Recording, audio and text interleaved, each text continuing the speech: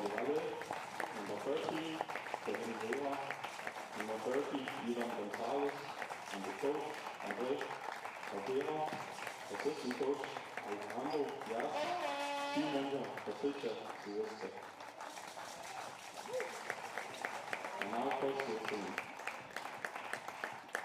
have the captain, number 33,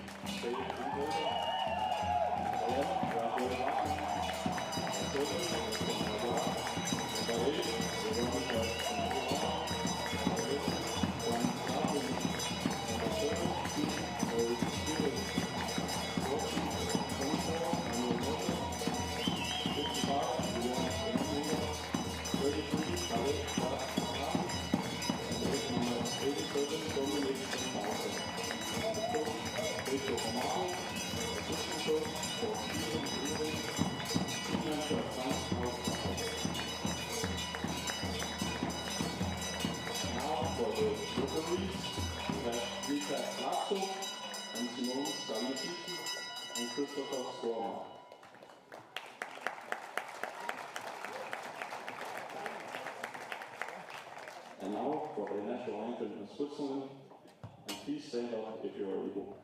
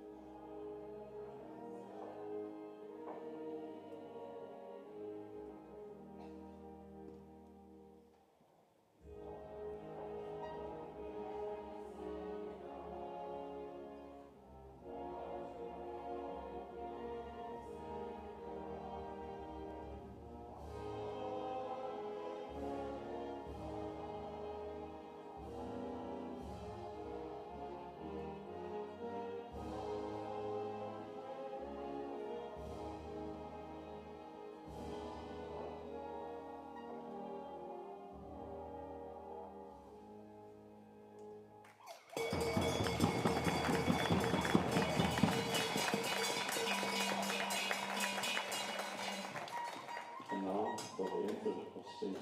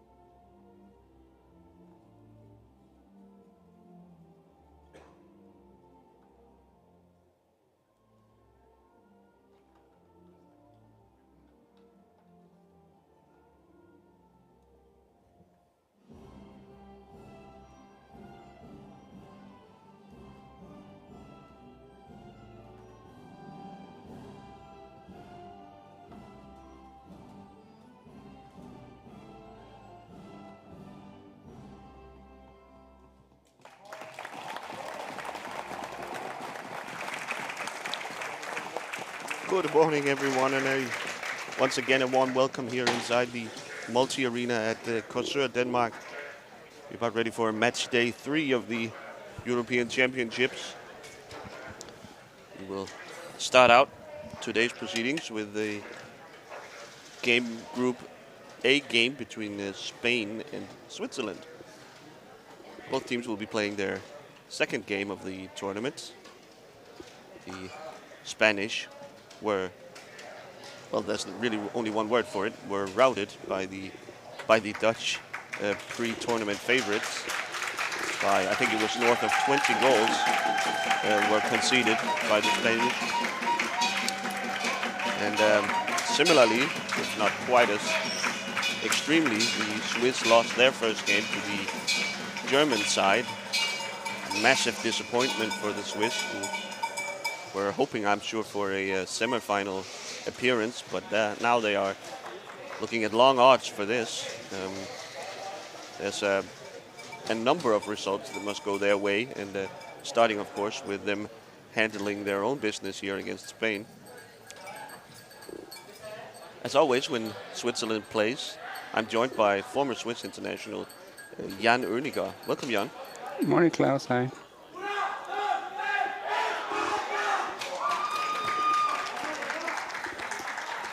Referees Laxo and Schillaci awaits the two teams to present themselves for the coin toss coming up.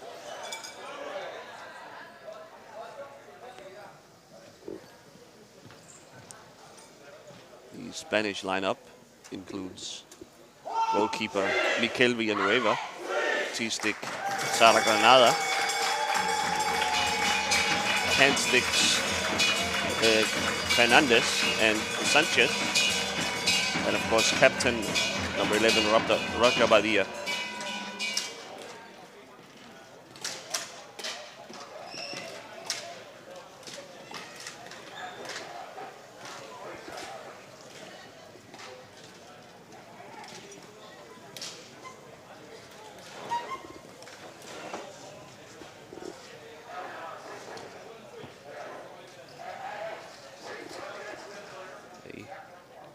Slight surprise in the Swiss starting lineup. We have T-stick David Hilda along with goalkeeper Noah Spierig.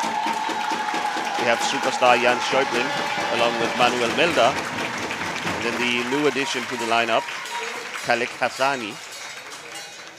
He briefly entered the game against Germany last night and I think showed some potential and apparently enough to secure himself a spot in the starting lineup. Tells a little something about new guy Cassani, Jan. Yeah, he started like 3 years ago also in the Iron Cat Zurich, and he quickly became like the X factor of the team. I also played with him for 2 years, and now he joined the first squad of the Iron Cats and is definitely one of the key pieces there for a good start into the season this year.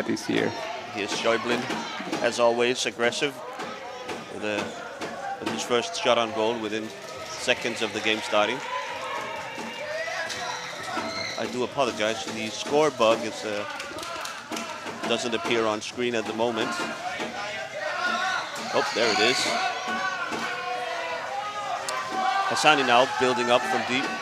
The Spanish bringing a lot more pressure early on than we saw yesterday against the Dutch.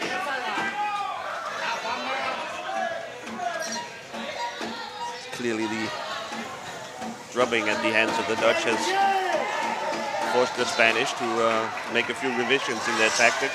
Oh, here's Sanchez. Oh, Spierig just not able to cover it off.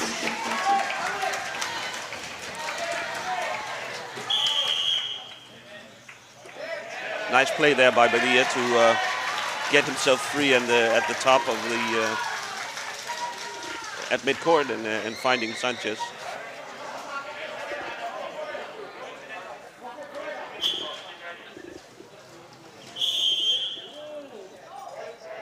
We have seen a bunch of these. This is a violation. The ball apparently didn't touch any other Spanish player than Badia, and as such is not allowed to move the ball around himself. I've seen a number of these. There's been a crackdown, I think, from the referees. Here's Hassani.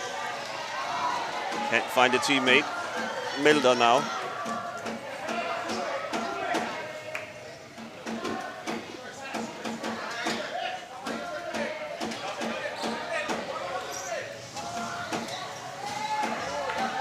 Schäuble. Villanueva got turned around. Somehow saved it anyway. Schäuble chucks it down to his own end for Milder to collect. Now Hassani. Granada bringing pressure very high up.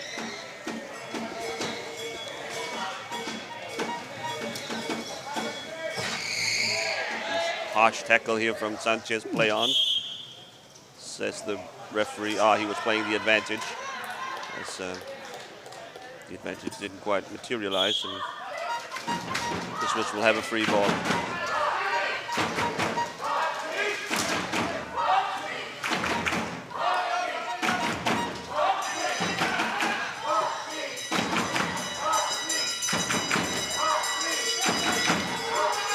Spanish much more active in defense, but here's Hassani with an opening,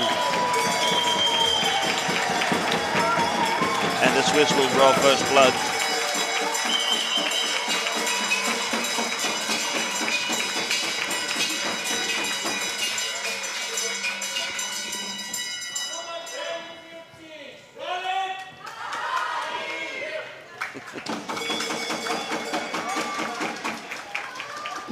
Jan and I are sitting right on top of the Swiss fans, so you might be able to hear some of their antics going on, picking up in our mics.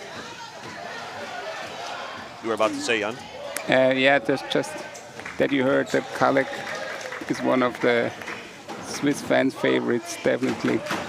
Like the shooting star that came almost out of nowhere and became really a big part of... Here he is again.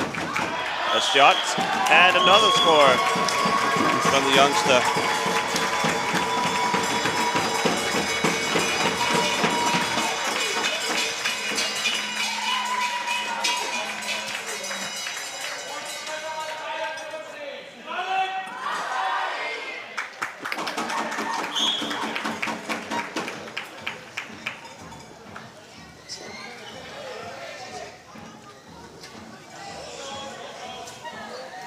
High ball here, surely. Nope, well, it was a turnover anyway. Schäuble, who played a brilliant game last night against Germany in the loss.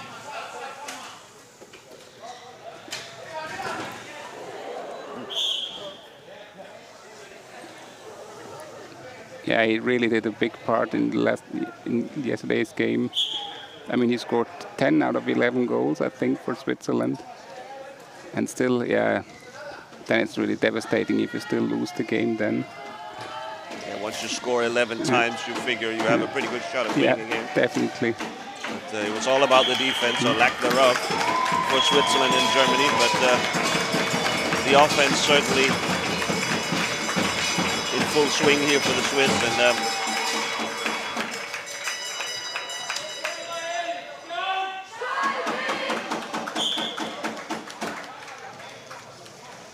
by the arguing with the referee Scalici for a high ball, none given.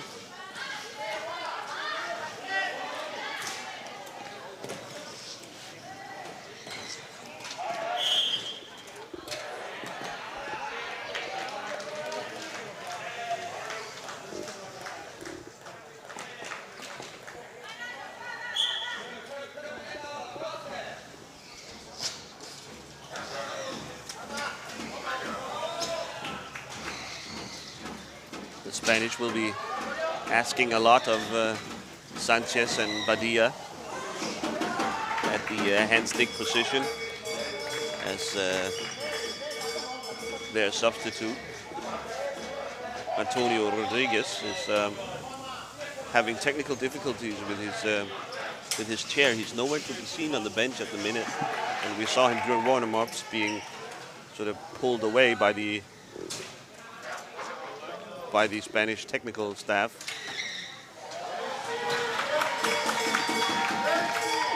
Nice defense by Badia on Schäuble, although he may have taken illegal measures in doing so. So a free ball for Switzerland. Shaking his head is Badia, clearly not agreeing with the call.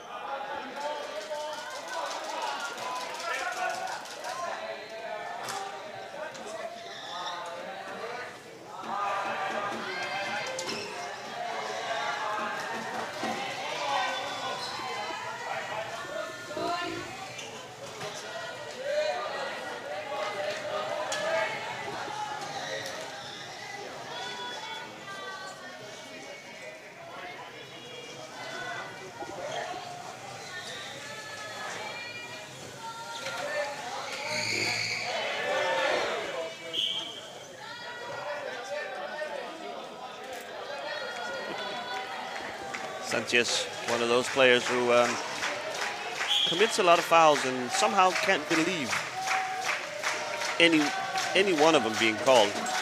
Every time looking incredulously at the referee. He reminds me a little bit of myself in earlier years. Like I always did the same thing, or always tried to convince the referee, come on, it wasn't that bad.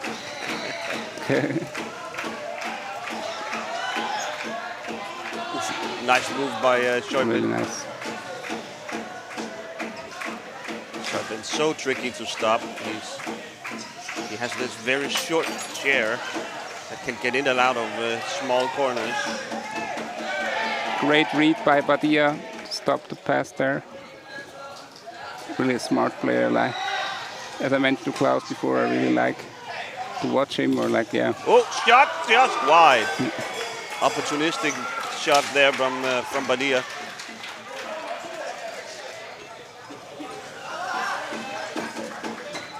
Badia really shone brightly at the 2022 World Cup for Spain. That was sort of his breakout. Oh, nice play once again by Badia.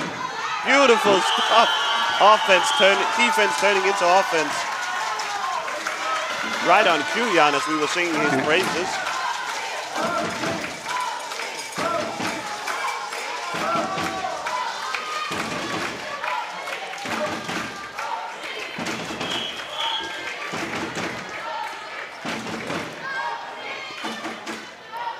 We'll have a technical timeout here, I think, for something to do with Villanueva's headrest. He's been dealing with some trouble with that during this tournament.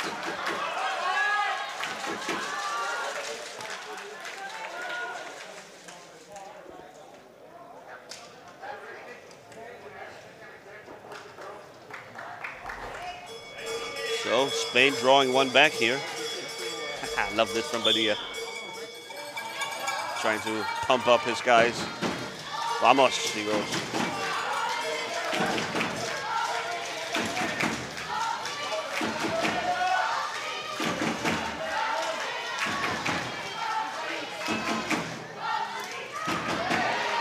Backhand from Schäuble, blocked by the Spanish defenders.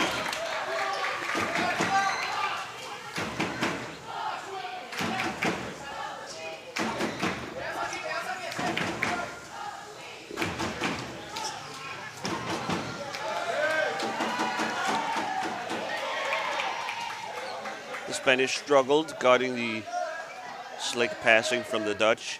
Those long cross-court passes are so tough to defend, and perhaps they get us a little bit of relief. That's not a big part of the Swiss game plan. More of a driving team than a passing one, the Swiss.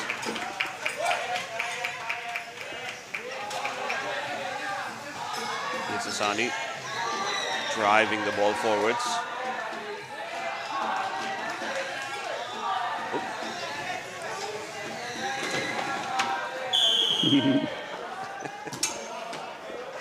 I think Sanchez needs to check his brakes on the chair. Reached for the ball there and ended up careening into the boards, which is a violation. We'll have another stoppage in play here as the boards are fixed by the fantastic volunteers here at Korsør.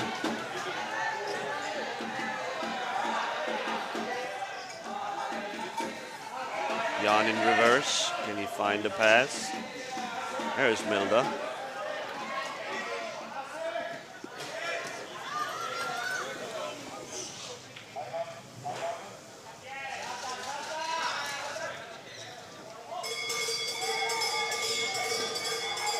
There was the pass from Schäuble setting up Milda.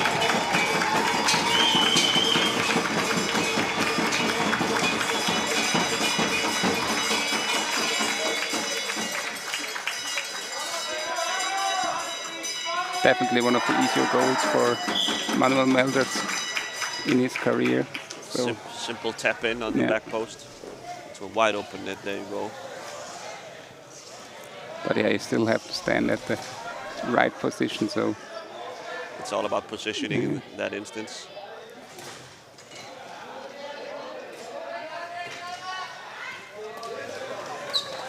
Well done by Hassani to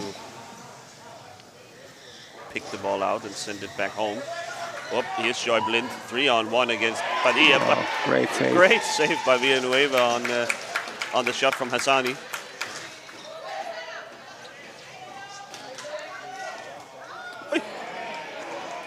Blocked by Fernandez, the shot from Schäublin. I'm pretty sure Schäublin thought he had an easy goal there. The ball knocked out of bounds, and we'll have a switch free ball. Dave Inhelder just mentioned that he was totally free on the corner. Could have been an easy T-stick goal. And once again, Villanueva with the headrest.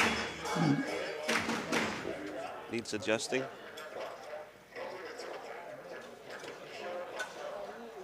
Of course, we want to make sure that all the players are comfortable in their seating, especially those sort of a little more weak physique, like Villanueva.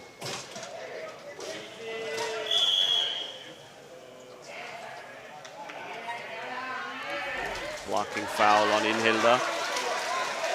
Doesn't agree.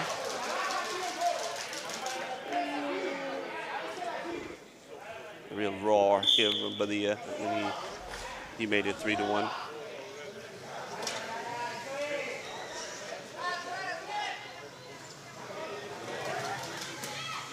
Yeah, Badia looking to shoot clearly the minute he has an opening.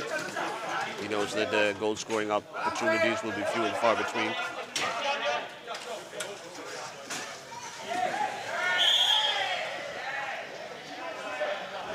Inhilda once again.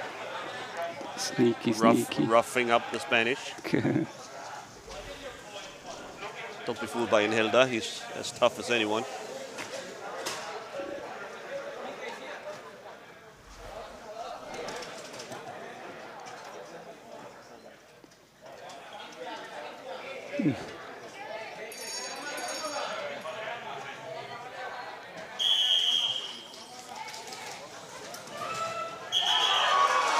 Nope.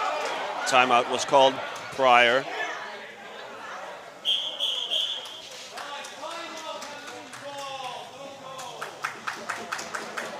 Timeout was called. We could see it clearly from up here. The Spanish were confused. They probably thought the whistle for timeout was the whistle for, allowing them to go ahead with the free ball. But so even though they put it in the net, it's of course disallowed. The timeout was called.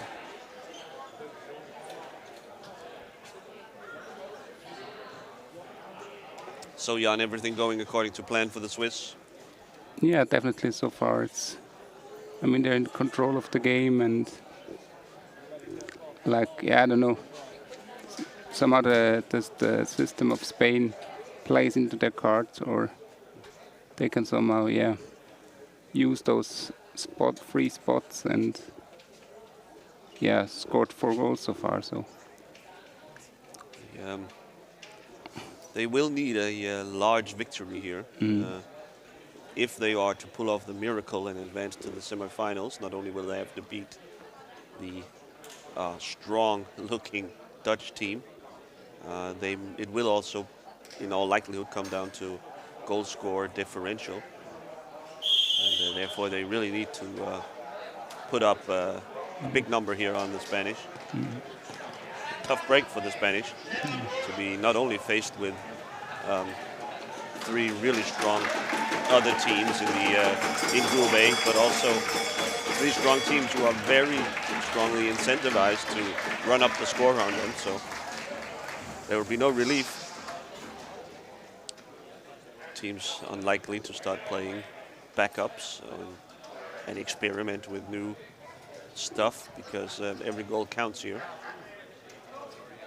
Even though I guess the Dutch did play their backups, but their backups is as good as other teams' starters. So really, that was no relief either.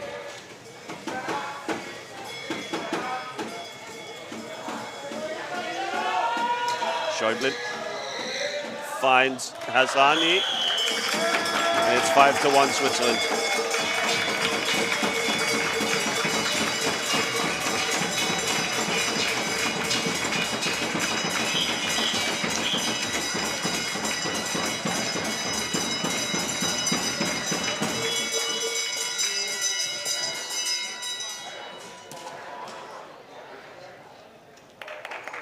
Our first substitution of the game. In comes Nelson Braillard, the Swiss veteran. He's been around as long as I can remember. And, out goes Manu Milda. Yeah, Breyer made his first appearance in the national team in 2010 in Lignano at the World Championship there. And yeah, since then he's definitely a big part of the team. Big part of that rise from the fringes of the international game for Switzerland right up to the very top now.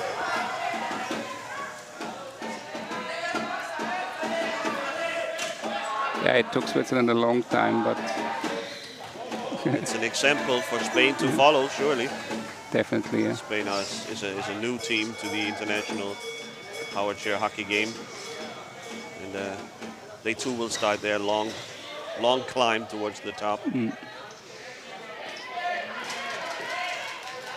Oh, here's Sanchez, open net, and an easy 5-2.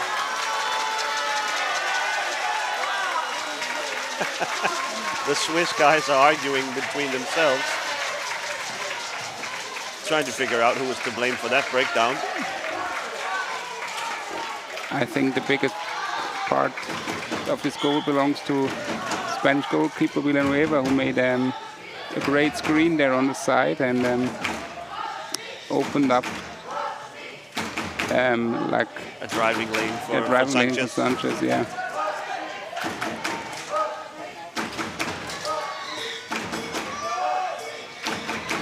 It can be a little bit of a surprise when the goalkeeper rushes out and sort of participates in the screening. If you do it sparingly, it can sort of blindside the opponent.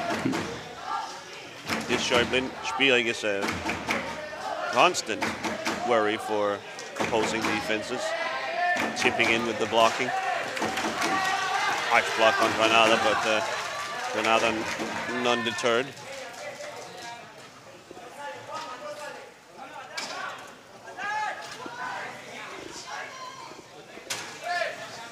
Here she is again.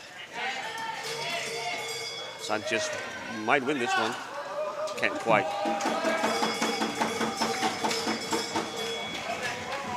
Hassani through his own goal area. Cheeky. Schäuble. Oh, misses an open target. Rare to see from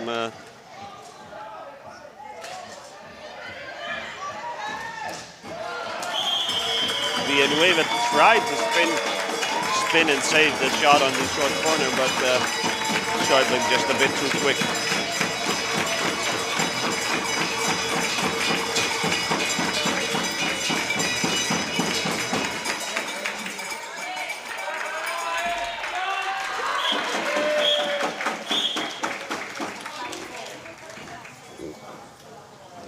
I see Rodriguez coming back to the bench with his chair fixed.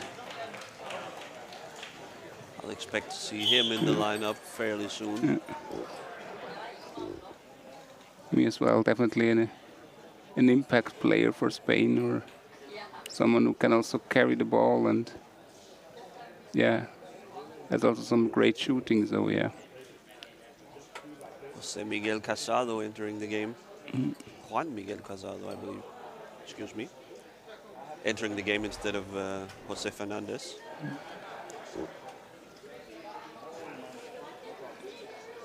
Yeah, he was also one of the better-looking T-sticks at the last World Championship. He made some really good screens and blocks. And I think he also scored a goal last time. Was one of those T-stick. Quite a few of the Spanish did. Yeah. We saw a crazy run of T-stick scoring last time around in 2022. Not so much this year. Although last night, Christopher Hansen scored a T-stick goal. And remember, those count for double. And that was crucial in the Danish win against Finland. They won 10-9, so that extra goal really made the difference there.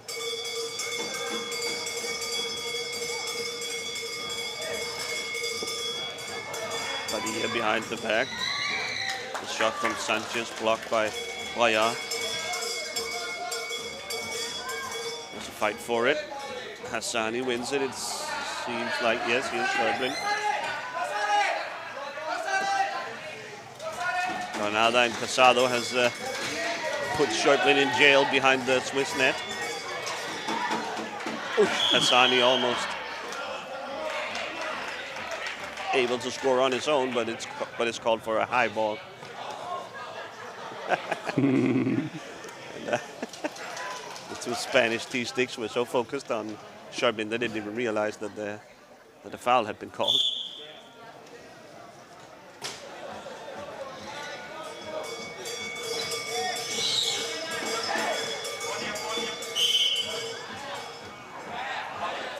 So a foul called on the Swiss once again. It's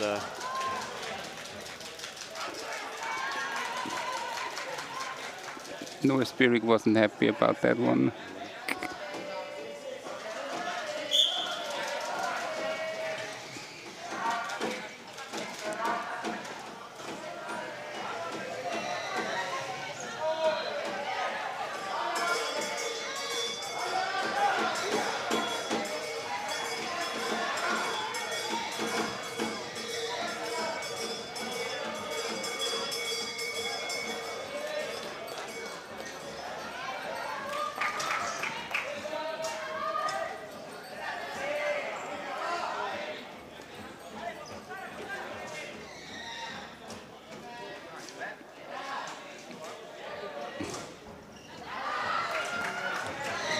Sanchez parks Braillard in the boards.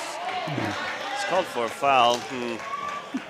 He was first to the ball, but maybe a little harsh doing so. It does seem always on the very edge of control, Sanchez. If we can get the camera to the corner where Casado and Granada are just completely have caught Schäuble. But I don't think, I'm not sure if I remember the rule correctly, they have to let him pass when the game is stopped. When so there's a foul, they must let him out. Well, there's some arguing going on, and Schäuble has backed way into the boards, trying to move the board, maybe get a call there, so he can escape. That little push by Granada now. We did see that a lot from the Danes as well last night when Kasper Vuoronen of Finland was going crazy. I think he scored maybe like 8 or 9 of the 10 Finnish goals. But then we saw that the Danish blockers just surrounding him, taking him out of the play completely. It might be something we have to fix with a rule change, because it doesn't seem quite right, does it, Jan, that you can just completely block off the opposing player in the corner. Yeah, I mean, as a T-stick, like from a T-stick's view, because I'm a T-stick player, I surely like to cover someone with like 2 T-sticks. It's really a nice effort in the game, and you can help your teammates. But yeah, I still can see your point, or like, your perspective, because it's really not really good looking for the style of the game, that you just block someone and 3 players are out of the game completely, actually. So yeah. Pros and cons. Here's Schäuble. Violence of chopping at the ball.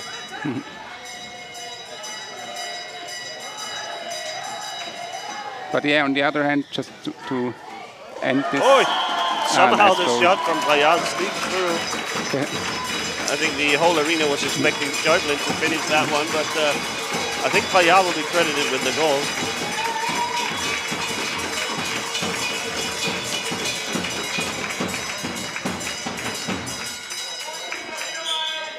No, what I was about to say, like the only, the one argument more, it's like, it's always, I wonder how the handstick players get caught in this situation. So somehow if you can escape those moments, you're really like a smart driver or so, So sometimes it's like, There might be a skill to avoiding that situation absolutely, entirely. Yeah.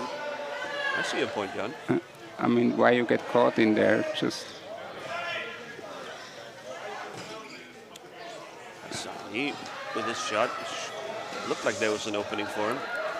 Couldn't quite connect. Granada in the corner with Sanchez. Sani wins it. And look down in the corner now. What has happened again? Here's Schäuble yelling out orders in spite of being completely locked down in the corner. You can see there to the right-hand side of your screen. Well, Hassani will have to figure things out himself. And Badia almost steals it from him. He does, in fact. Oh, but he sends the pass right back to Payá. One-on-one Payá. And Villanueva wins the duel. And Schäuble has been turned into a spectator completely. Oi! The backhand chop from Hassani is a whiff. Okay, well, now it's a 3-on-3 game, I guess. If they bring out the Villanueva anyway. Badia, shot. Blocked by Payá. Spirek wants Payá to play the ball to him so they can get a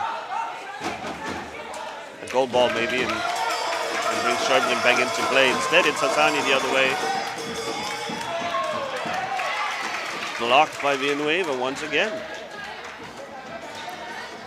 A little bit of a stalemate here. Both teams seem to think it's an advantage to have this weird situation in the corner. Here's Hassani finally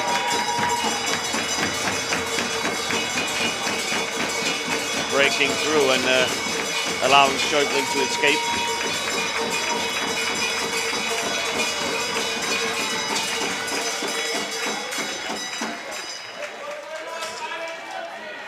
Schäuble should bring a newspaper with him for games like these. Would give him something to do. There's someone bringing him a coffee.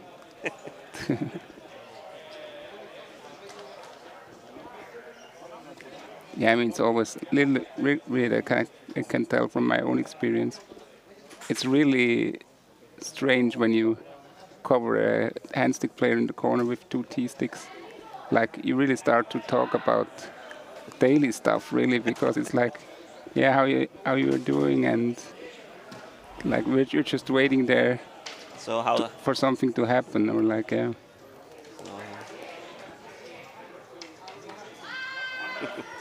Villanueva knew he got caught there by Hassani.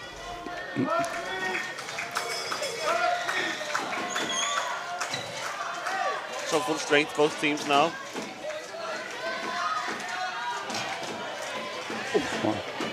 Shot from deep from Schäuble, kept away by Villanueva. Oh! Wow. Beautiful backhanded pass from Schäuble up to Hassani in an open net. It's a nice chemistry between the two. Hassani knows to stalk the weak side, put himself in a position to receive a pass from Schäuble. Yeah, that was maybe a little bit too optimistic by Villanueva there, going into the corner. I mean, I like it that he's really active, but like sometimes you have to think twice if it's really smart to go there. But yeah, it's nothing better than an active goalkeeper. That's really something so important. Adds to the fun.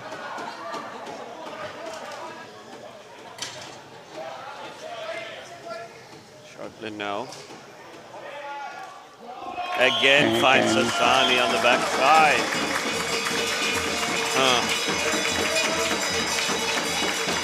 I mean, when stuff like that happens once, you go, oh, that's a nice play.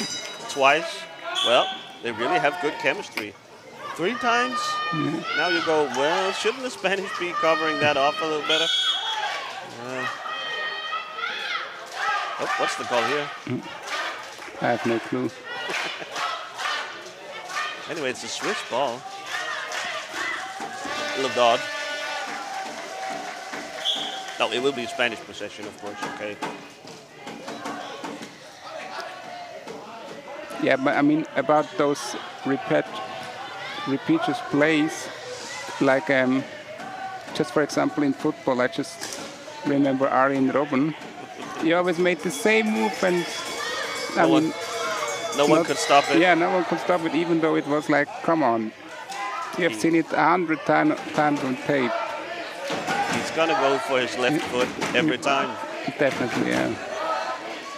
And always from the same point, like, yeah. And I mean, if you still can sell it, then yeah, why not? Go for it, definitely.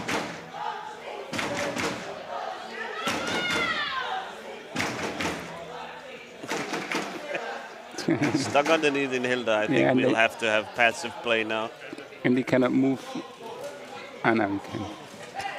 Yeah. Finally, Hassani pokes it out. Oh, whiffs on the shot.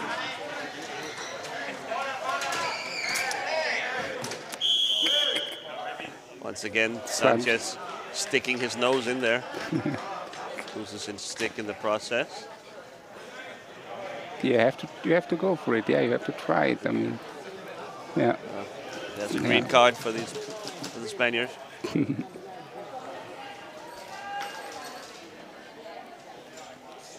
15 ticks to go on the clock here in the first half. It's been all Switzerland.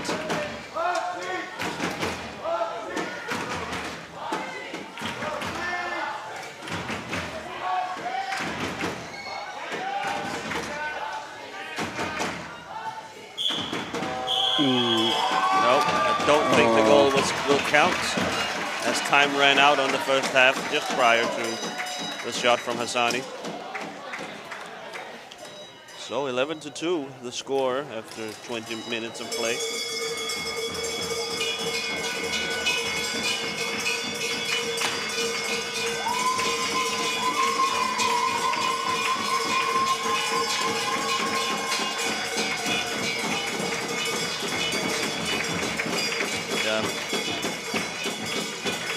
We'll have, of course, a 10-minute break here.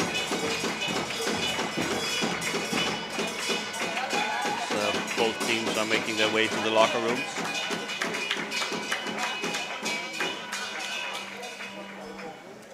Not much for the Swiss coaches to adjust here, Jan. Everything going pretty much according to plan.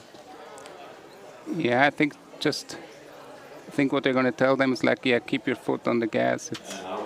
I mean, somehow I really pity the Spanish because, like, yeah, I mean, they're doing great and they're having fun here at this tournament, but like, yeah, in the end, it's all about the goal difference, and so yeah, Switzerland has to go on or get on with this tempo or keep it up, yeah. Keep applying the pressure. Definitely, yeah.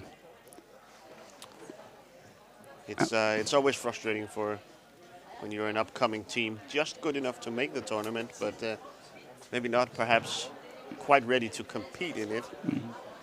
You travel across the continent, and like the Spanish have done here, and really you get very little chance of sort of improving on your own stuff. That was called a goal, this one. I can sort of see why Badia was arguing for a high ball, but look at this. Yeah, definitely, yeah. That seems like a high ball to me. Looked high to me as well. Badia immediate with his appeal, but none given.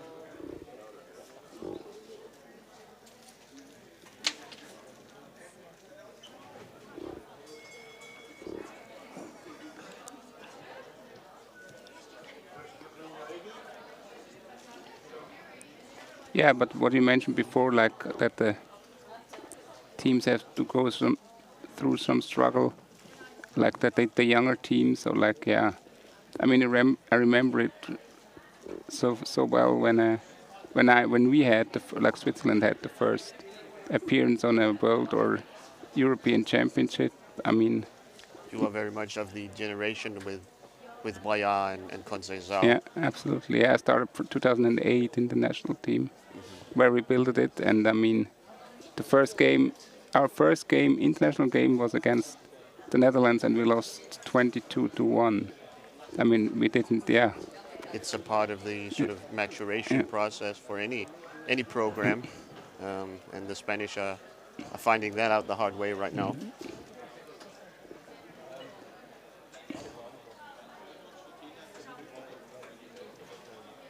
yeah, and it's somehow still interesting. I mean, still you get routed by over 20 goals, and still you somehow can take some things out of these games that you can learn, that you can improve, that you can change. I mean, yeah, somehow it helps a little, but still, yeah, to the heart, it's really, yeah, it's devastating, or like really like you're just thinking Team about. morale takes a Yeah, dive for sure. absolutely. Yeah.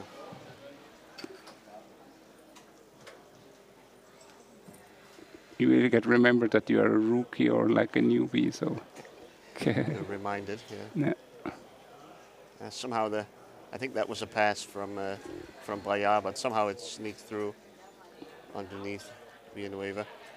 Oops. He'll be kicking himself for that one.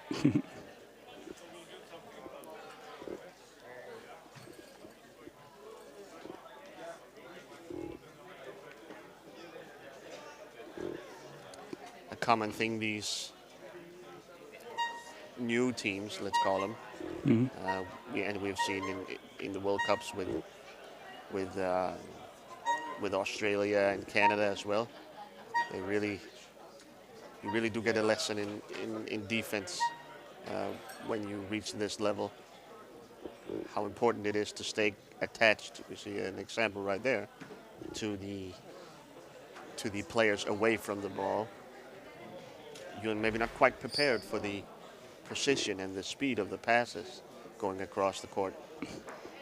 And, so important to stay alert and stay disciplined, not be tempted to go towards the side of the court with the ball on it, because at any moment the opponent could swing it, and now you're in trouble.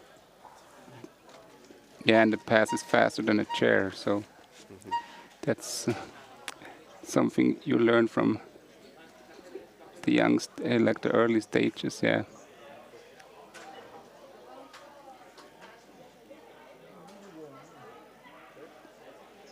And I mean, the moment you're going to, like you're driving towards the ball, it gets past you. So yeah, it was like, why did I even try to? But yeah, sometimes you really think like, yeah, I can reach it. I can get the ball, and then you're like, okay, no. Was a bit quicker than I thought. Yeah.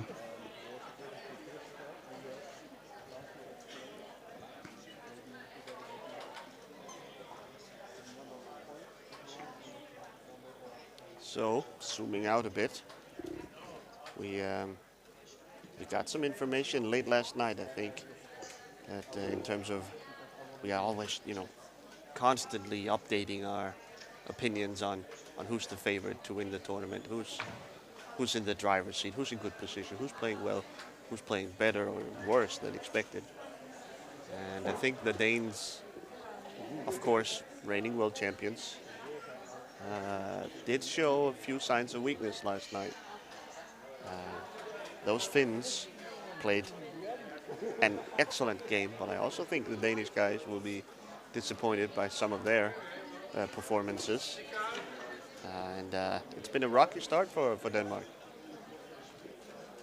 They started out the tournament by beating Belgium pretty clearly. I think was it 11, by 11 maybe, something like that. But I know for a fact from the Danish players, that they didn't feel like they did really well. You know, they weren't sharp. They weren't as clinical as they would have wanted. And now when you add to that a very, very close win, a win, of course, but very close against the Finns, that's not up to Danish expectations either. So I think we've seen Holland look very, very scary. Definitely, yeah. Probably better than even we would have expected going into the tournament. And the Danish struggle a little bit with Germany, Switzerland, and Italy somewhere in between. I think there's shaping a hierarchy is shaping up here. But of course, Switzerland is facing that uphill battle in Group A with alongside Germany and Holland, and they look unlikely to make it to the semifinals, unless, of course, Jan, they can pull off the miracle against the Dutch.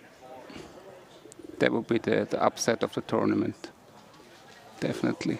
They've done it before. I remember very vividly in 2018 down in Lignano. That was the opening game for the two teams in the World Cup back then, and again, this was at the time the Dutch were completely dominant and had been for years. And for the young Swiss team, a team sort of similar to where the Spanish will be a couple of years from now, just on the cusp of making it into the top of the tables, upset the Dutch in, I think it was maybe my first or second game announcing in 2018. So I remember it very, very vividly. Huge upset, and it really got sort of kick-started this Swiss project where they sort of finally kicked in the door and became part of the top of international powerchair hockey. Yeah, I sat the whole game on the bench, but I was with them I was with them in that moment, and it was really an I don't know, like out of brain experience somehow. It was really out of body, out of brain experience. Really crazy. It was surreal and an emotional win. Really, sort of a stamp of approval on the hard work that had gone into to turning this Swiss program into an elite one. So all you have to do is repeat it, I guess. Yeah. But I have to say, easier said than done, of course. The Dutch team looks stronger and fiercer than 6 years ago. So it's perhaps than ever before. Yeah. Yeah, the three-headed monster, as we call them. Among others, honestly, the bench looks basically just as good. I'm very interested to see later on, once if the Dutch, get in trouble at some point, like if they fall behind against the team, or really when the rubber meets the road, when they absolutely need a goal, what lineup will they go with? Is really interesting, because right now it's anybody's guess. They have 4 or 5 probably hand-stick players that are likely to play in such a scenario. We just can't tell. Yeah, just guys that can always make a difference, and who would be key parts of any of the other teams at the tournament. Yeah, almost all the other teams are wishing for just one of these skilled players. Of course, every team has 2 or 3 skilled players, but still, with the physical possibilities from the Dutch team, it's really crazy.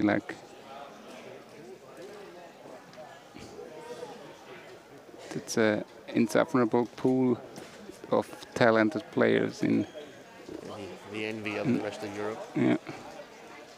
I really wonder where they always find these players. That's something that I ask myself since I started to play powerchair hockey.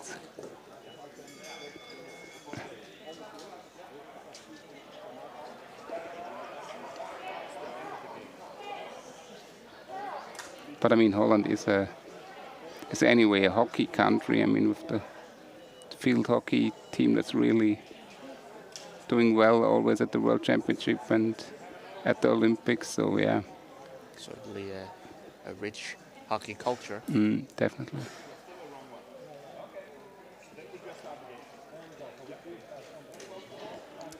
Not quite sure what we're waiting for here. I think the Spanish wish to make a substitution. There's some arguing going on the bench. A double sub, even though they're waiting.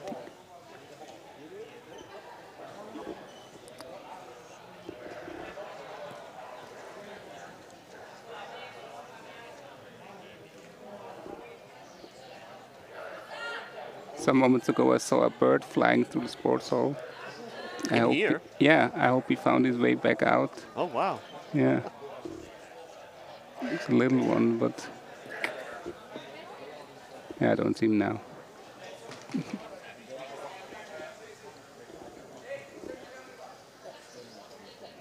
So finally, we're about ready to get going.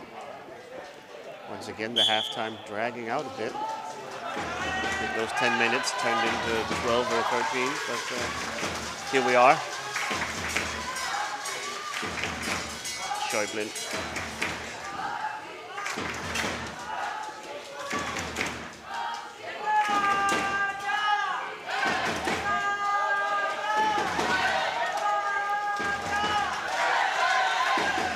Sanchez able to turn over the Swiss.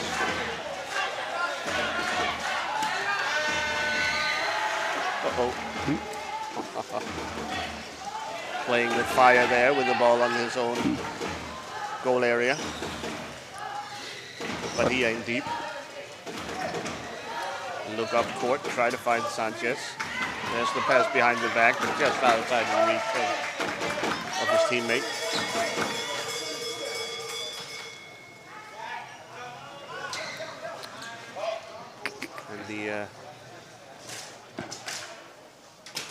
So the reason for the delay in the substitution for the Spanish is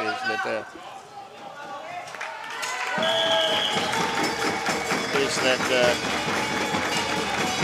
all equipment must pass a test for being legal, and so they are being checked right now by assistant referee Christopher Stormark. Finally, those are over, and they should be able to make the substitutions.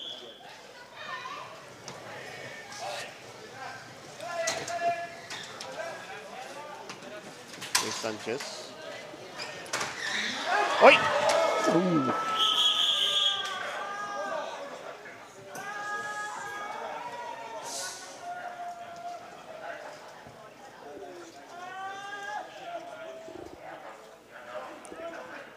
So It sounds like it's in a lot of pain. it did sound very painful. It also was very on a high speed. High-speed impact, and of course you sit so high up in these chairs that you really do fall a long way to the floor, and players, of course, with disabilities here have no really way of sort of bracing their fall, and often end up with a very powerful impact. So we'll, of course, zoom out a bit. And, surrounded by medical staff here at the Korsør, always sitting ready for a moment like this. And,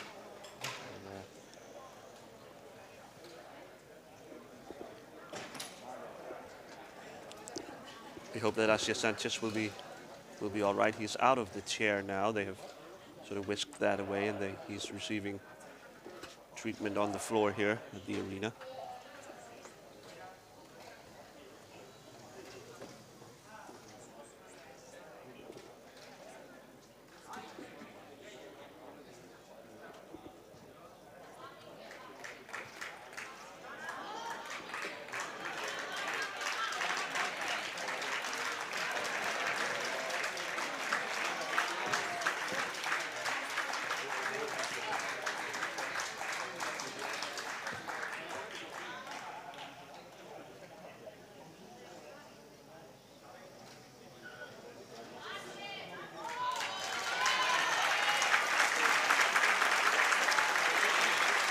Spanish fans are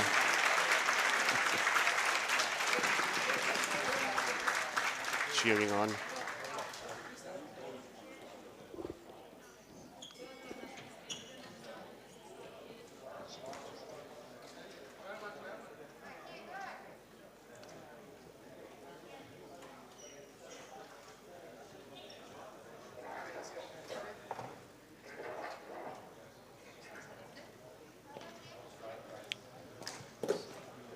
Sanchez now being lifted up back into his chair, and he seems to be all right, but obviously a little groggy probably. Probably by now the Spanish will be allowed to make some sort of substitution. A round of applause here for IPCH Sanchez, who after that scary spill will make his way to the bench and probably just have to gather himself a little bit.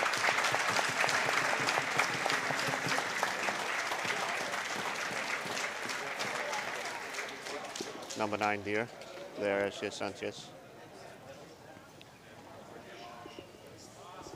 Following him to the bench is Casado and Granada. And in comes Jordi Valle, Ivan Gonzalez, and the aforementioned Antonio Rodriguez, who has been able to fix his chair and is ready to go now that his team needs him. So of course a small delay here.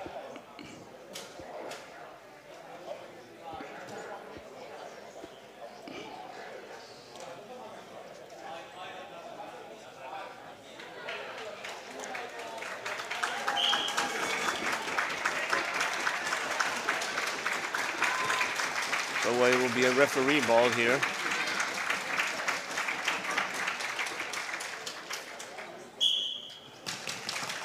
But the Swiss plays it right to the Spanish as a sign of sportsmanship.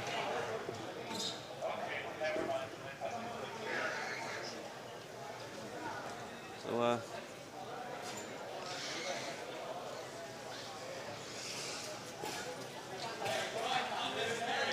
Hassani finds Schäuble wide open. An immediate defensive breakdown from the Spanish here again. I mean, it's what we've been talking about. Really, the staying attached to the player on the backside.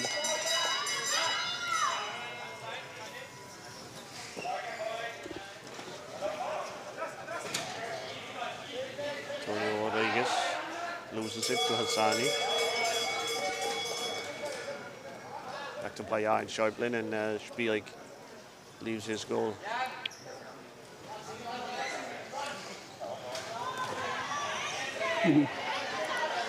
Schäuble playing with fire again. Of course, with the empty net, that's very risky. And Badia looking for a steal.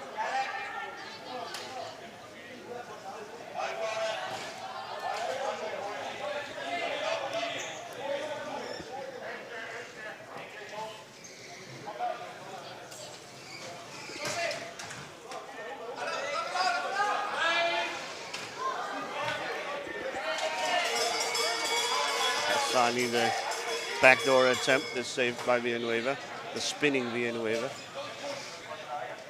I've been saying that a lot these couple of days. It has a very unorthodox style, does the Spanish goalkeeper.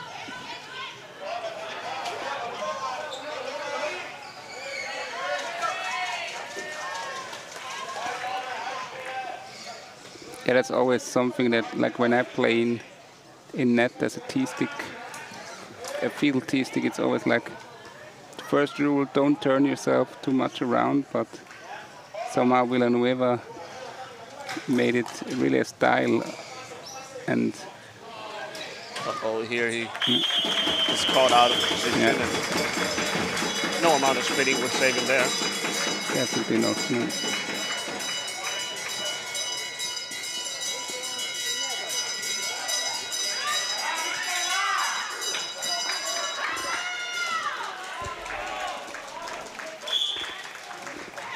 Yep, that little turn sort of doomed him and made it so he could never make it to the backside there.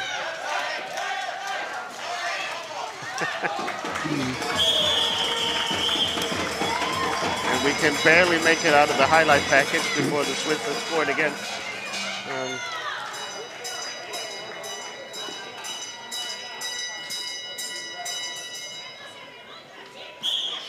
This time a loose ball in front, and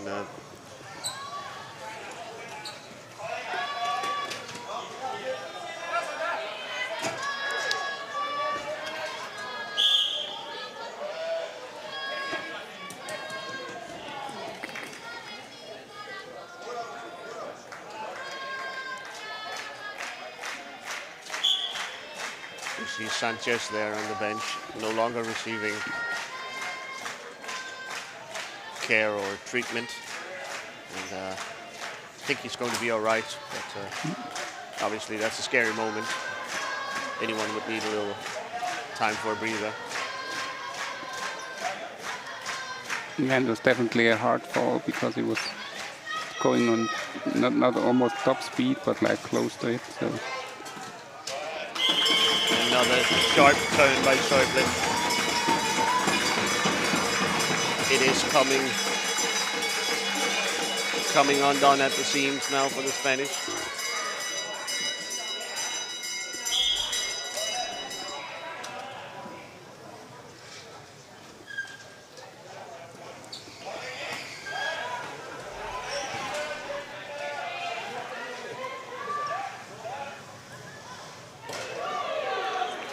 Shot from Badia, but decently kept away by Spielk.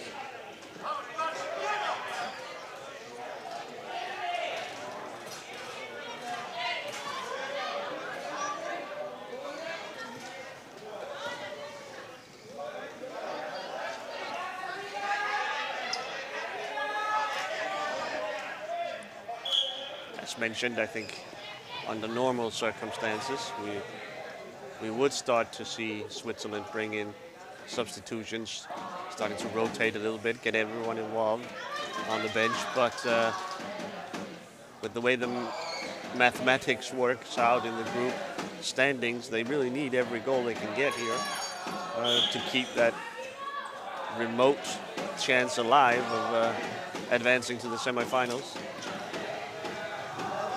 Genueva can't get there, and Hassani able to stretch for the ball and put it into the empty net.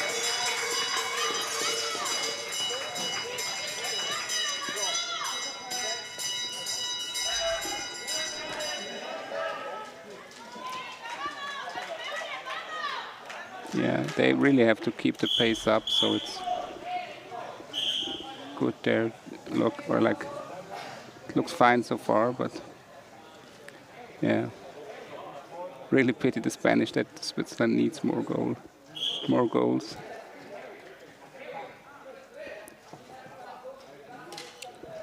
I have to say, I did expect more from the Spanish than what we've seen so far this year.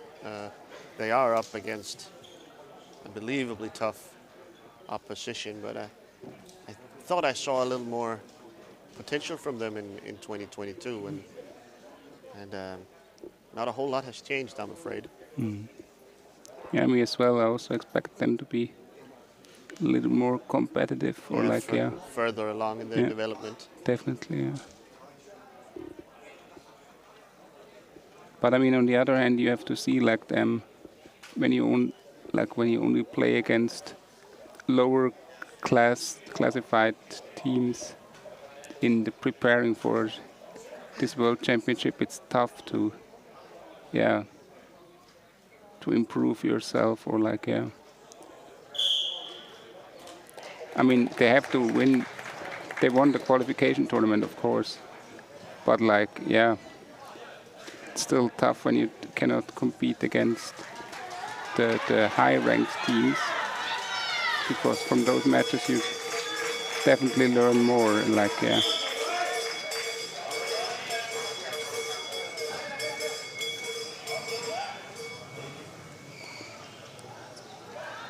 Maybe Rodriguez in reverse, loses it to Schäuble. Now the Swiss will go back the other way.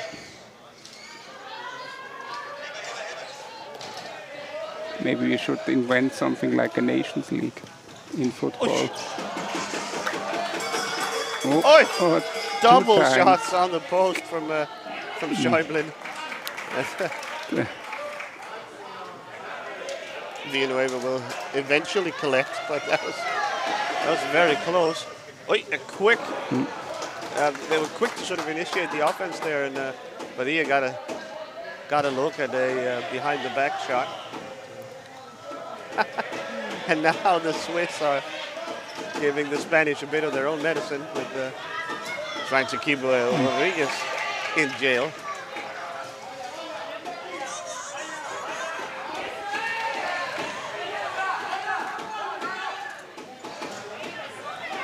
Rodriguez in reverse. And a ton of contact with Milda. What? That's definitely wrong. I'm sorry. Yeah, I can't help but disagree with the referee there. Definitely not. I mean, he was driving full speed backwards. Yeah, I don't know if there's any difference in the rules if you're going forwards or backwards, Jan. Is there really? Yeah, I mean, I just like know from my experience that the referee's normally calling backward driving way more than forward driving. Like when you crush into someone else, then.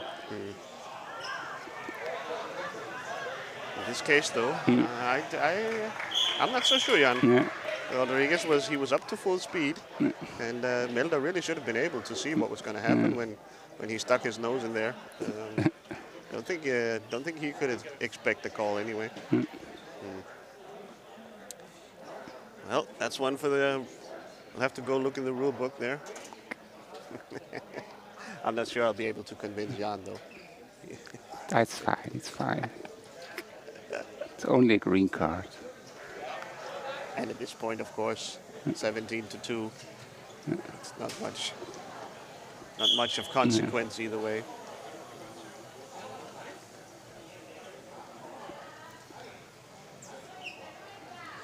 Hazani.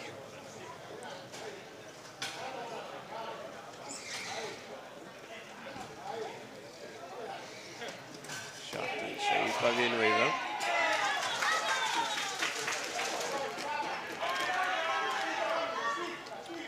Hazani really gets to fill his boots here. He's getting a ton of playing time.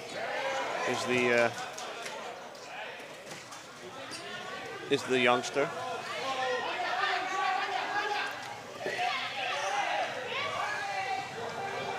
Wow, great move by Padilla. Surrounded by Bummer. white jerseys.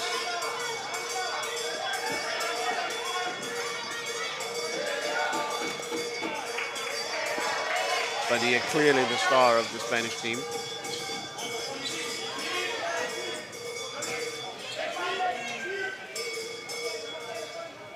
It's been nice for us to see the development that Padilla has gone through.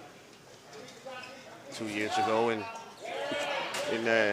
at the World Cup in Switzerland, he was starting games on the bench behind Rodriguez and Sanchez. He had a sort of a meek demeanor to him. Clearly he was quite comfortable in his role, and now he has really taken a step forward. He has to be the first name on the Spanish lineup. Clearly their better player, and he has taken on a much larger sort of leadership role. It's clear that he is doing much of the communication on defense. He's sort of the emotional leader as well on the team. Really nice to see a young player like that step forward and accept his role, the role that sort of his talent demands of him. Yeah, and definitely that he also got the captain's badge, so it's you see he has a big impact. A formal recognition of his abilities. Meanwhile, Hassani wins the ball again.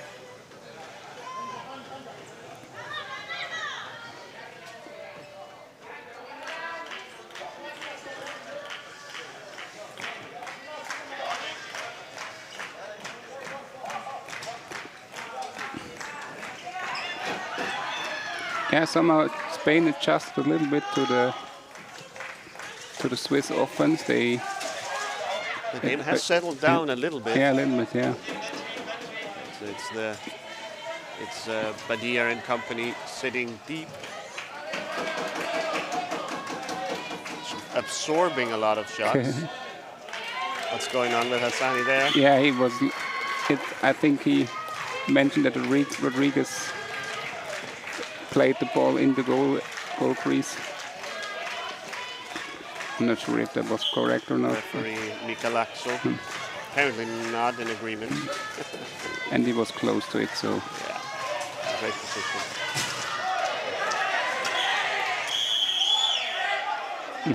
Here's a foul on the Swiss again. Now it might become a little chippy. It's amazing, like even in a game that's 17-2, there should be no nerve in this. The game is over, but yet somehow, a couple of calls going against you and a couple of harsh tackles, and it could become some nerve can enter it. It's a pass to Badia. And Goes for the shot, but it's a little outside. Yeah, and Hassani got caught for a backward driving foul, so here we are again. But I think it was the correct call. That's Milda.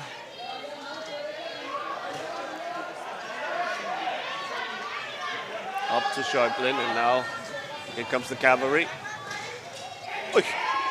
Again, strange looking save by Villanueva, but he made it work.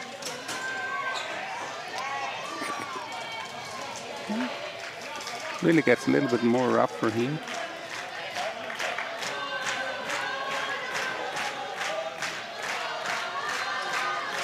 Hassani.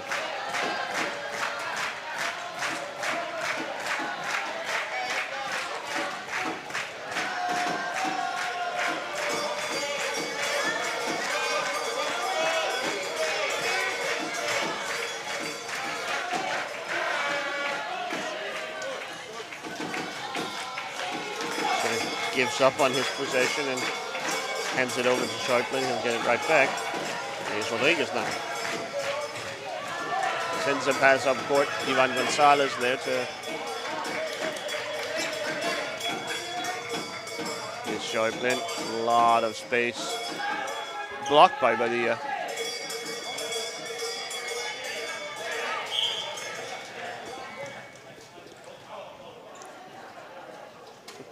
I think the ball got stuck on somewhere on top of Inhelda's chair. We'll have one of these face-offs, but in the Spanish zone. Won narrowly by the Spanish, Badia.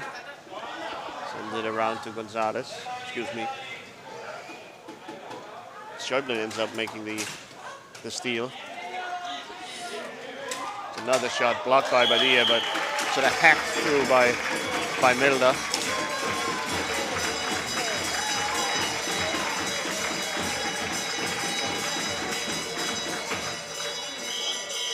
And the Swiss are closing in on the same score as the Dutch. That's sort of a significant line to cross.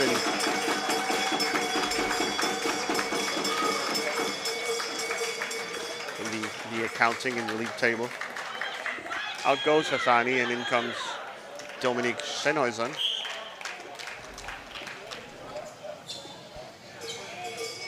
The game often slows down a bit when Sennhuysen enters the game. And here's Rodriguez backing up, but this time he moves the board, so artificially making the court wider. That's not allowed, of course. So it's a turnover. Sennhuysen, a more deliberate player, great passer, and has a great vision for the game. But that's definitely the impact that the Swiss coaches are hoping for. We saw him enter the game against Germany, and that game, which had been a shootout up to that point, completely changed character, and became a much more slowed down deliberate, more controlled game. He's able to impact the game just by his presence, really. They'll need to play a free ball from somewhere, right? Here we go. And the substitution, Spanish this time. Out goes Ivan Gonzalez, I think. And in comes Kevin Vera. Also a newcomer to this stage, as I Yes. remember. I believe he made his debut yesterday against Holland, but yeah, his first major international tournament.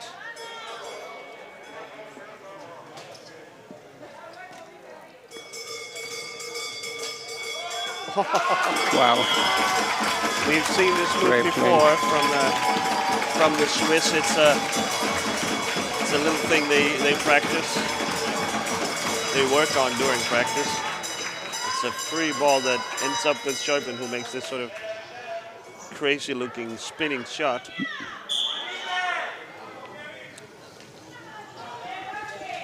Yeah, those two really connect well That's the reversing Rodriguez this time. into his own. Villanueva gets the brunt of the impact. He does reverse a lot, doesn't he, Rodriguez? A little bit reckless. Yeah.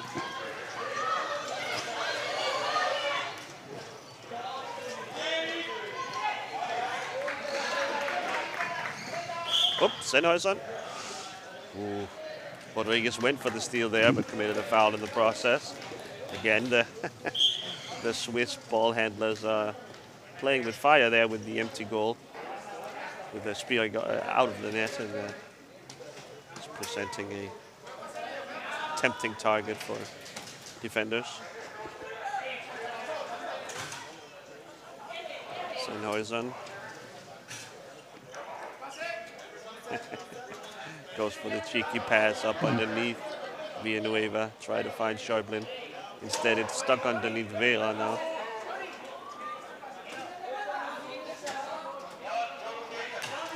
Rodriguez tries to take it out. Okay. Blocked by Inhelda. Badia now. Oof. Great pass from Badia and a shot from Rodriguez that somehow missed. Was that off the post, maybe? I think so. That yeah. looked crazy. Here's Schäuble. Backhand. Oh, can't find Inhelda on the backside. Inhelda keen on getting in on the scoring action. We've seen him called for the ball a couple of times. This time he got a pass, but it was a little too hot from Schäuble. Of course, so difficult for the passer to connect with the T-stick. Small target, the T-stick, whereas if you are trying to hit a teammate with a hand stick, you can sort of reach for it and stretch for it, adjust to the ball, where the T-stick is obviously much more limited in his range.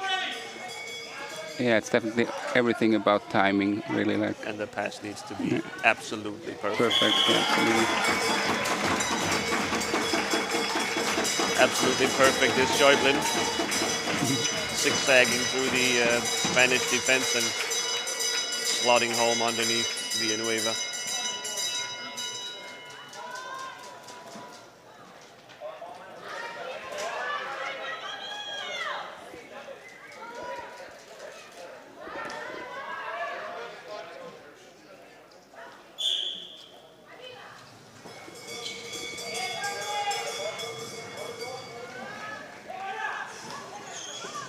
Not a bad pass from Rodriguez, but no Spanish there to slot home. Rodriguez intercepted by Schäuble. Melda now backhand over to Inhelda. No! So the Swiss can help now, but try and go for some alternative methods. Maybe they've grown tired. Wow. Great nice move by stuff. Sennheiser. By Sennheiser. Schäuble somehow was kept away by Villanueva.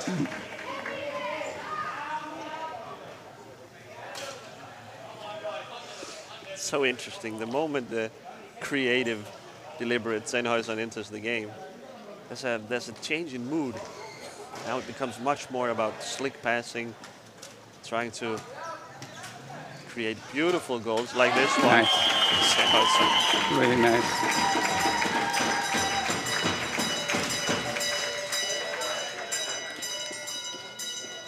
I think Villanueva he got hit. hurt himself in the attempt to save the ball there. Or he got hit by Sennhuysen's stick, I'm not sure. Or maybe. Yeah. The Spanish doesn't carry a backup goalkeeper on the roster, so Villanueva will probably have to gut it out here for the last 4 minutes and 48.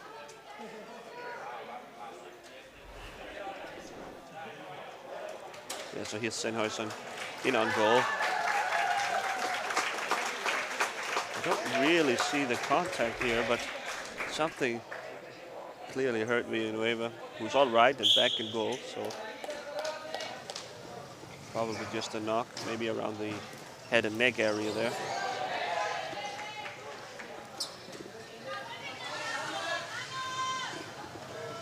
Here's Sharplin. Wow.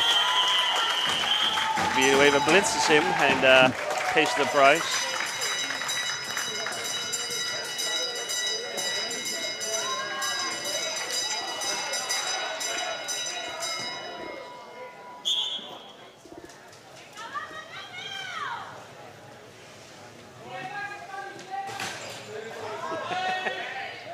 Badia in reverse, then takes a hit from Inelda, tries to find Valle, although I'm not quite sure what Valle was supposed to do with that pass. Blocked by Rodriguez. It's shown from Sennhuysen. Back to Milda.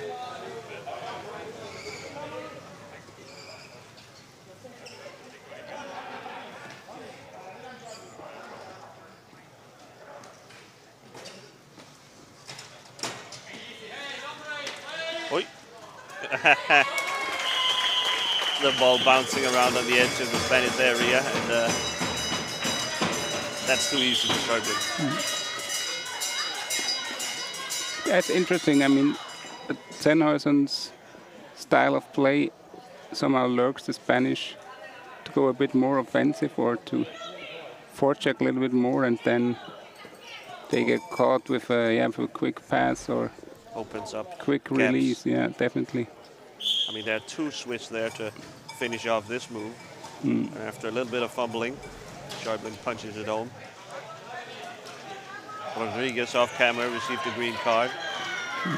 Maybe for some of all the reversing going on, it doesn't always seem to be in complete control.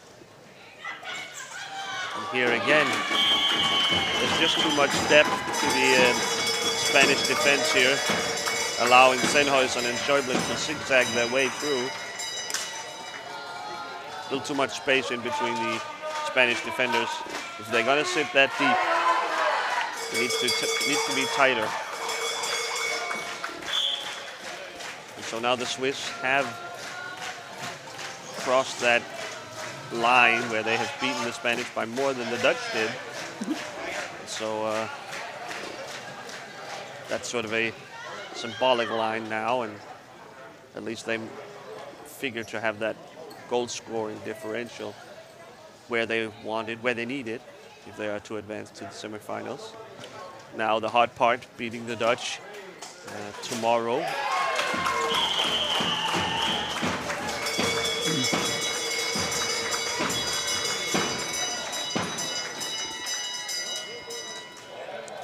Today, you mean?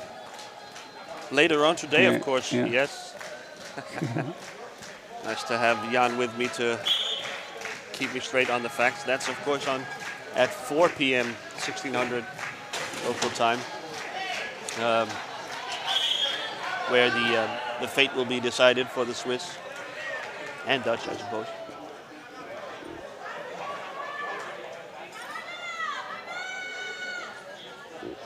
Coming up in a bit is the game between Denmark and Italy. The Danish fans are already sort of slowly filing in to the arena. We have had a few delays here in this game with the injury to Ashley Sanchez and a few other stoppages. So the match schedule here is getting cramped a bit. Oh, nice pace, nice passing and a shot from Milda. Saved by Villanueva. And then a great save by Inhelder, preventing Badia from scoring into the empty net. Italy-Denmark will face off at noon exactly. I'll be with you again for that game, of course, and Jan will give me a breather later on for the game between Belgium and Finland.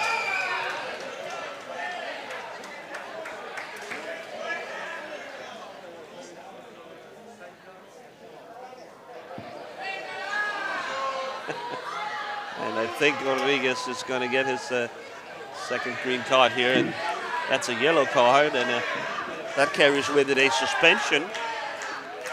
So even if the game basically is over, he's going to serve a spell in the naughty corner. 2-minute minor. 2-minute minor, yeah, if this was ice hockey. Yeah, definitely. I suspect it would be a short stint because he gets to come back whenever the Swiss score. So with the pace the Swiss has been going with lately, won't be long.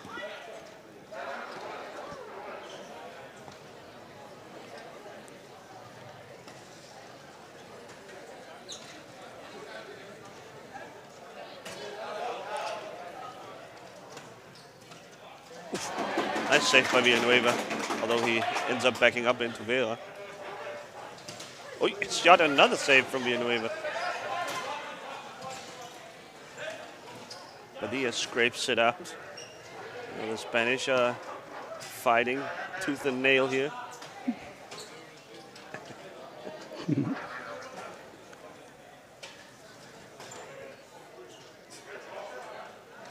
Wow. Wow. Just spinning around, sending Villanueva jumping hither and thither, and easily slots home. Yeah, that's a tough task for the goalkeeper with gaps open everywhere. Yeah, also Badia couldn't react to that great spinorama. Now more confusion about the substitution procedure. Rodriguez will have to enter the game, I guess. And can't be substituted for Sanchez until the next stoppage in play. It is a little silly with all these regulations around the substitutions. It takes a while to make a change for the coaches.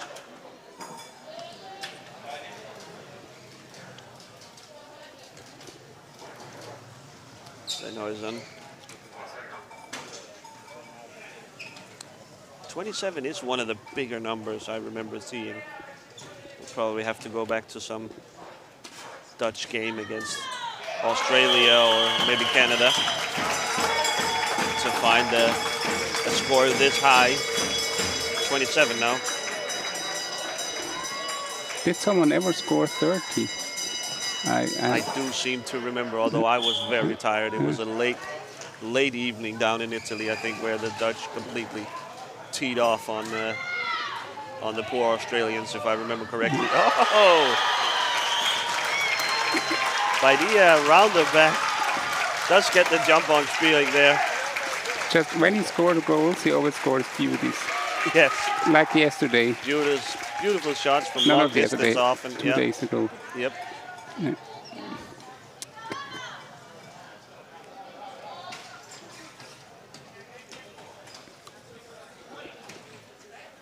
So one for the road there, for the Spanish.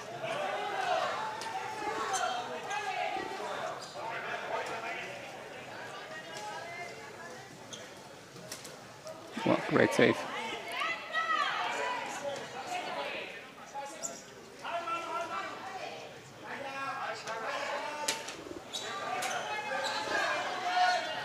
Oh, nice move by Wow. Senoisen. Now he Really? sets up the forehand. Oh! He can't quite connect, and Crashes Villanueva into once Villeneuve. again in a lot of pain. And the game is stopped. Man, the Spanish are taking a beating in this game. Villanueva and Sanchez especially, of course.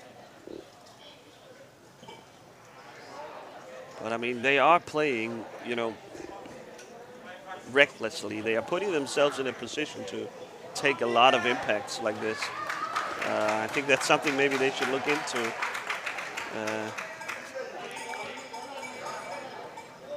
But such is life when you're on the back foot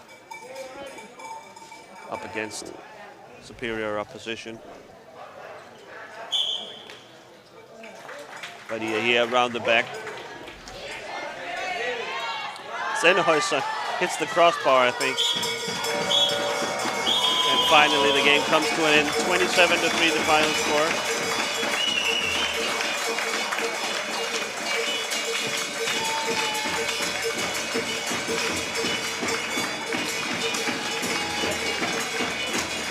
Spain officially now eliminated from the tournament. They will play the losers bracket tomorrow, Saturday.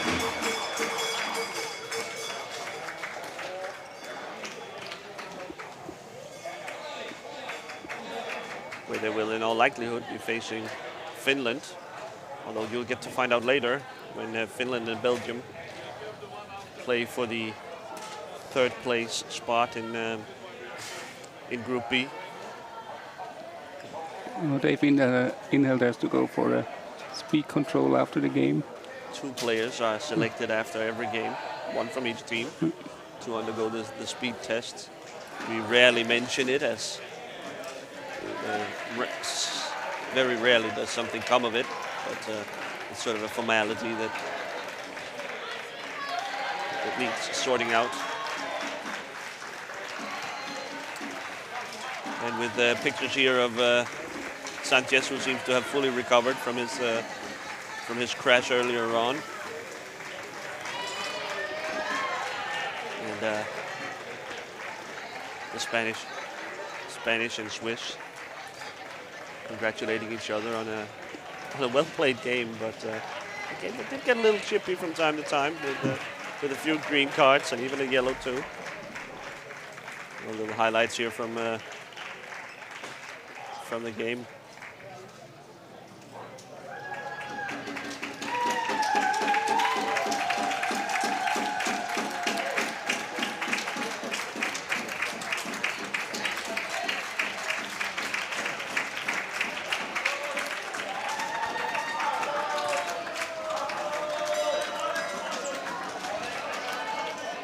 Yeah, definitely the result that Swiss were looking for.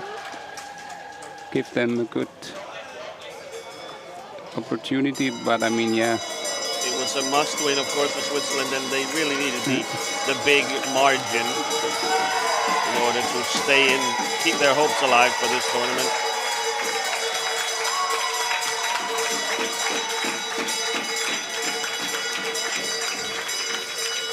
But yeah, now they're facing Mount Everest this afternoon, so let's see if they can make the climb.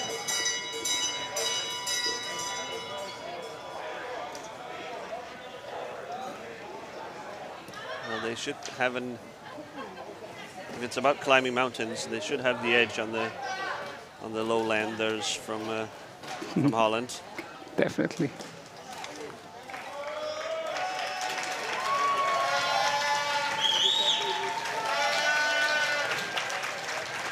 It's really nice to see those friendly interactions between the players after the game. Like, yeah, both sides are laughing or like, yeah.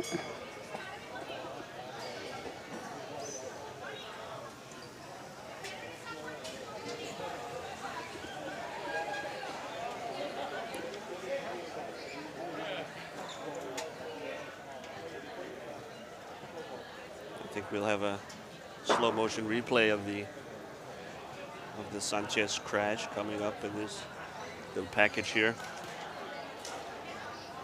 Now that we know he was going to be all right. we can sort of marvel at the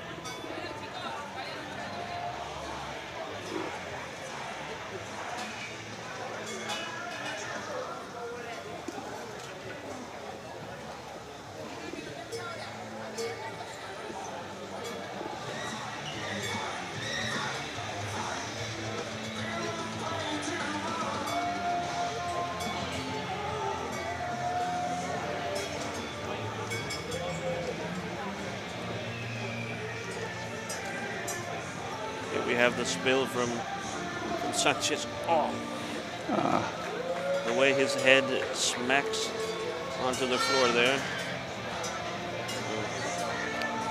Wow. Whoa.